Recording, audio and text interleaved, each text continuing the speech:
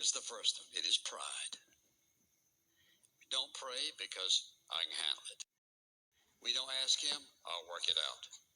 It's pride. The reason people don't get on their knees, except their physical things sometimes, is pride. How can you be too prideful to get on your knees to holy, righteous, sovereign God? Every breath you have is a gift from him. Somebody says, I don't need to get on my knees. No, you don't. You don't need to honor God. You don't need to reverence God, but you get what comes with that. It is pride that keeps us off our knees. Pride that keeps us in sin. In other words, we'd rather have a relationship with somebody than God. We'd rather have this, that, him, her, and the other than God. It's pride. The second thing is rebellion, sin.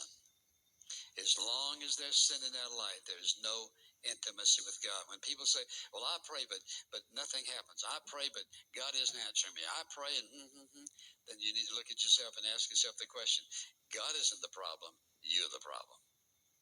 There is no intimacy where there is rebellion. Now think about this. You have to think about your own relationships. Can you have an intimate relationship with a husband or wife who's just rebellious against you?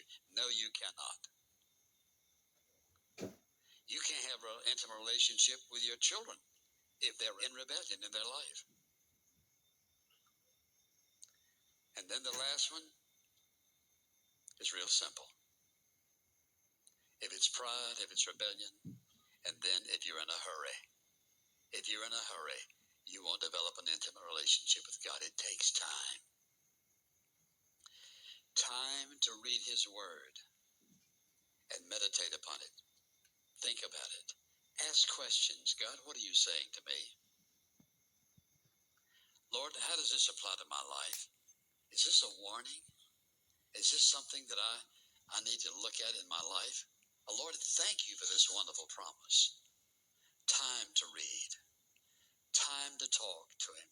Time to listen to him. Cannot tell you how very important that is. And you see, here's what will happen.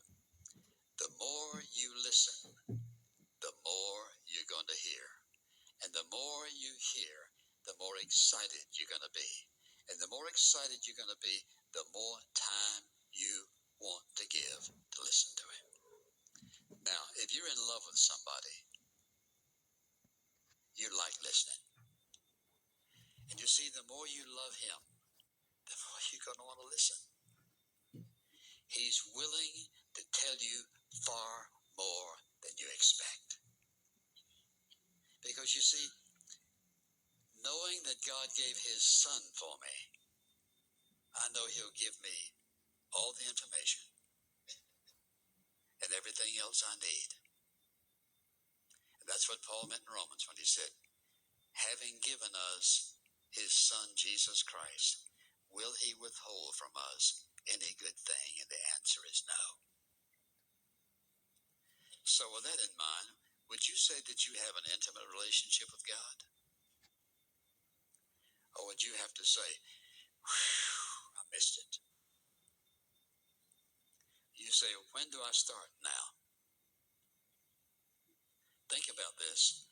All of us, one of these days, no matter where we are and whatever our age, our heart's going to beat for the last time.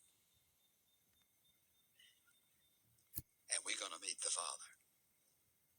Is he going to be a stranger to you?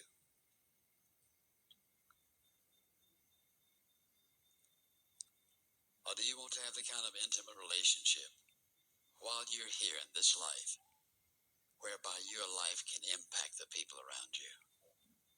Not because of what you're doing, but because of what he, living within you, is able to do through you. And that is my prayer for you. Don't be satisfied with less in your relationship to him than intimacy, which is the will and purpose and plan of God for you. And Father, how grateful we are when we think about you, perfect, holy, awesome God, having a personal, intimate relationship with sinners like us. But because the blood of your Son has washed us clean and sanctified us unto yourself, you're willing to do it. And I pray for every person who hears this message, create within them this awesome, holy dissatisfaction with where they are, and a hunger to know you in a deeper way than ever before.